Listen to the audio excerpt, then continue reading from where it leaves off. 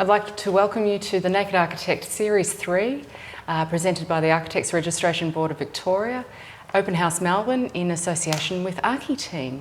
And I'm Rebecca Naughton from ArchiTeam, and I'm very lucky to have been invited today to Leora's home, who was designed with her son, Rob Davidov from Davidov Architects. So thank you very much for having us. Pleasure. It is an extraordinary relationship that you have, and very lucky to have been able to have a son as an architect. But my understanding is that you've had a lot of experience in construction anyway, and it'd be wonderful if you could tell us a little bit about how it came about that the SLD Residence was built. Well, it was really over years of working with Robert, slowly from doing minor works on a house to graduating to becoming much more involved in it. And this is really the culmination of those many years when we really just bought the land and gave it over to him. And let him... and let him design us a house. But we knew what we wanted, and he designed us the house that we have now, that we're thrilled with. Yeah, that's terrific. So, so what was the agreement that you had with each other when you set out on this venture? Besides our very traditional client-architect agreement, there were some discussions on, very typical discussions on the brief, the budget, the kinds of rooms, and then more of we were coming from a home that I had designed for my parents. So there were some conversations on what aspects they really liked about that and what things they'd like to change up. And this property was also very different in terms of its layout and orientation, so there was new and different opportunities as well.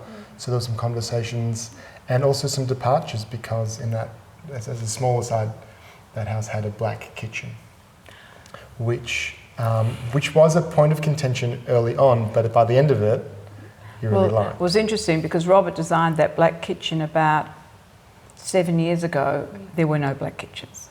No one had a black kitchen. And Robert said to me, "They're coming." I said, "Yeah, but not in my house first." But anyhow, we did. The whole place was in 2-pack black and a granite top. And a granite top, and it was absolutely stunning. So you'd already built that. He'd built confidence in you. Yes. But this time... Then I wanted it again, but I didn't get it. So we're not doing that again. You won't repeat it. But anyhow, I fell in love with this one. But it was interesting how now, everyone has a black kitchen. So he's always ahead of his time. A trendsetter? Yep, I would say so, yes. Well, certainly there's no compromise in the home, and it's incredibly rigorous in its approach. And maybe you could talk a little bit about the construction of the home. The construction of the home was built by my father, who's used to building very traditional homes in brick veneer construction technique. So I wanted to play to his strengths. So despite it looking quite minimal, it's above the basement slab. It's a very traditional brick veneer house. There's a couple of things we had to tweak to it, and there are some large spans. So we did give the engineer a run for his money, but in terms of the base construction, it's something that is not particularly unique or avant-garde. It's a very standard way of constructing, but you can use those methods to build something that can look very different to the norm. So do you think maybe Robert, it'd be really helpful if you could talk us through the services in each of the stages and maybe discuss a little bit about the timing for each of those? This project was a little bit different because there was no town planning overlays, and the site was above the required area, so we didn't need to go into a town planning process, which can take quite a long time and also has a few unknowns associated with it. But because we were able to work as a single residence just within the Res Code framework, we were able to design with quite a lot of confidence in what would be certified. And as we had our builder and an existing relationship, we were able to fast track. But we still worked through a concept design stage, and that was signed off. We really knew where all the rooms were.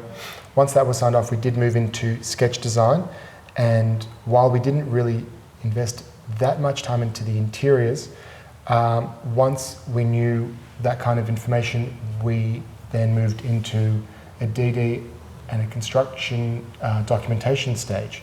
So really the concept design was probably compressed on this job to 2 or 3 weeks, which is not too, if we've got a client who is able to work that quickly with us and come and have meetings and things go well, 2 or 3 weeks or 2 or 3 sessions is often enough. Once we move into sketch design, that can be a little bit more onerous, but with this project, because we were able to work within Res Code and it was a rather straightforward brief, I think that wouldn't have taken more than a month or so. And then because we were able to we weren't needing to go to tender, so we weren't required to go to a full interior design package. Sure. At that stage where we would normally be spending some more time in DD for the architecture and interiors, we took the risk to save some time and went into a design development stage, and that's when we engaged our engineers. And by compressing in that way, we were able to be on site with a building permit 5 months after we got the commission. Well, that's extraordinary, really. Which was quite good. And yes. Then once construction started, then we started investing in the interiors design package. Yes. And because construction, we had a basement here which took 4 months. So if minor things did need to be tweaked, we could still make those revisions, which weren't going to have a major impact on any of the engineering or the architecture, and then work on that finished package. So we were able to save some time, but this was a particular circumstance. Typically, if we're going to go to a formal tender or we need far more certainty on the final contract price, and there's going to be a level of independence between the client, the architect and the builder, which some of those lines were blurred here, we would really do a detailed design stage and engage all of our consultants at that point. We normally take 2 months for that stage alone. Then we get sign off to do construction doc, which can take anything from 2 to 3 months for us.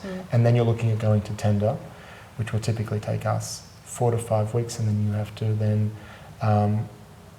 do some post-tender negotiations, typically sign some contracts. There might be some final changes to be done to the documentation, so you might be looking at another few weeks, and the time does get away from you, but then you're ready for construction, and then really that can be anything from a few months to a few years, depending on the size of the project. So construction and architecture, it's a very long process. Weeks become months and months can become years, but there's very few chances when you're doing a house or an extension that you will start and have a building finished within a calendar year. It normally is a profession that demands a lot of patience, and you need to also manage your clients' expectations on how quickly things are likely to happen. We didn't talk about town planning, and that's the real elephant in the room often, because despite your best intentions and the best advice and the confidence from a town planner or all the good indications from council, permits can take a long time to go through. Yes. There's a lot of checks, there's a lot of referral authorities, and there might be neighbours who are also not happy with the proposed design. So these are all unknowns that need to be considered. So Leora, was your expectations met in terms of the stages, and what was the most time-consuming stage for you? No, all these stages, our expectations were met. I think the doing of the basement we had to stop because of the Christmas break. That was the only delay that we really had. It all went very smoothly, and in fact the concreter did come back earlier, but I think we'd actually got it done under the 4 months. He did say it would take 4 months, but other than that, no, it all went really smoothly. We were well organised. We all very early in the piece we ordered all the granite and marble from overseas. That takes time, so that was done very early, so we wouldn't be delayed there. So throughout all of the stages, so design stages and the contract documentation stages, when did you feel like you invested the most time? On the floor. Really? I think that's what... I remember we went through in the concept design there was a lot of different stages. I think the floor took a lot of... A material selection. Ruminate on the floor. On this Which selection? We were talking about the elevation and those and the room layouts and the kitchen arrangement The quite kitchen, a bit early on. the kitchen was, but it really, Robert knew what we wanted. It wasn't long periods of time. We didn't. No, it happened. It was all put to bed pretty quickly. But I knew what I wanted in a floor plan, and as I've said on many occasions, I trusted the architect. I really left it up to him to make call the shots in a lot of respects. You'd worked with other architects. Yeah, but I would have had the same opinion with other architects. It's their vision. At the end of the day, I liked his work and I wanted his vision. I didn't want to compromise on his vision. So, whereas somebody else would have said do this and that against the architect, I wouldn't do that because he had the long-term vision that I didn't have. Even in terms of now, as the sun's coming into the house, look how bright it is again now. I wouldn't have understood why he did it, the windows there or here, as much as he does, and the ramifications of that. So I didn't want a half cooked house. I wanted the whole thing. Well, I guess then, a similar question back to you then, Robert. What was the most time-consuming stages for you? Definitely for the documentation for us, because it was quite simple construction, there was a lot of standard details that didn't really need much explanation, and we had some already. But we spend a lot of time on the interiors. Every room's got a lot of built-in work. There's a lot of details that we had never done before. Even the light fitting behind us we designed. So the interiors package, and then going through it, room by room, drawer by drawer, that takes a lot of time for us as well. And then there are always changes and improvements to be made. So I think for us, a large interiors package is very time consuming, but for us, that's the part of the house you've got the most in-depth relationship once you're living in it. You're living with these drawers and you're in contact with them and you're moving with them every day. So these are the decisions that you're literally living with. So we want to make sure everyone understands before they're built, because otherwise either changes have to be made or expectations aren't met. So we love doing our interiors, but it is a very big investment in time for us. Yeah. So this is a fairly extraordinary relationship. We've already discussed that your role here may have been a little bit different, but Rob, maybe you could discuss what your normal role would be on a building site in that relationship with the builder. Yeah, this was definitely an unorthodox relationship, working with my parents, who are also client and builder. But in a way, we all kept those hats, because it's important to say who's going to call the shots. So there was my father, who was the builder, my mother was the client, and I was the architect. And that kind of put my dad out a bit, because he wasn't the client, even though he was the client. He was the builder. But we all fed into those roles. But on a normal project, there is, and we normally use the Institute of Architects, MABV, Building Works contract. So there is the role for the architect as an independent superintendent over the contract, and they are really the intermediary between the builder and the client. And that's our role, to be impartial. And when there are conflicts or anything can arise during the course of construction, it's our role to be that independent assessor. And in the day-to-day running of the contract, our role is as our client's architect, and we're advising them or giving them feedback on the project and checking on quality. So it's those two hats we hold, and it's a very important role, and it can be very difficult at times to remember those two hats, but that's really the role that we play during construction. So it's about walking that line and being that impartial mediator between the two, and there's often a lot of emotion, there's always a lot of money involved. So it's important, and we have a lot of confidence in using our contracts and going through those processes.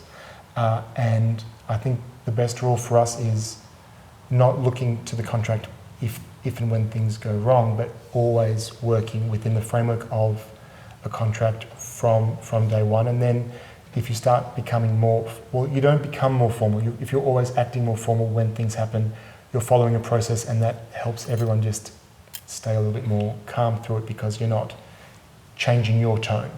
If you've always behaved in a particular way, there's a method and there's a way of going through that issue, and that's how we run it. Yeah. And what value do you think an architect brings at that? So rather than just being the contract administrator, what is the value an architect brings to that final stage? Besides being the contract administrator, having the architect there as the client ensures that the design intent, not just the design generally, is executed. If you've talked about the level of quality or finish, even things that can be missed, like tile set out or the quality of how a door is hung, these are all things that the architect is going to be able to look at with a more expert eye than a client dealing directly with a builder. So that's our role as well. We're really there to protect our clients' interests and the integrity of the design. And it's a very important role for us, because we care about our clients and we care about the design. So who better to be the person that would be looking after those two things, where the interests of the builder may wane or not be as sincere in terms of, and it can be innocent too, but when they deviate from a design, the architect is the only person who is going to understand but be able to communicate if and when things go off plan. Yeah. Well, I think we've had enough time to discuss this. Thank you so much for having us in your home. It is an extraordinary home. I'm in love with it. And Robert Davidov, well, thank you for arranging this for us today. My absolute pleasure, and thank you very much for letting us in. Thank you.